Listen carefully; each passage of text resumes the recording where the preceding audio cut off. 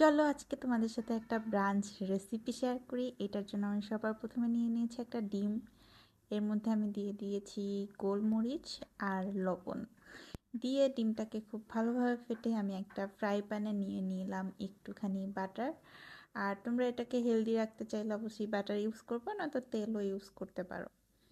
এরপরে আমি এখানে ডিমটা ছেড়ে দিলাম। এরপরে ডিমটার উপরে আমি দিয়ে দিলাম কিছু টমেটো।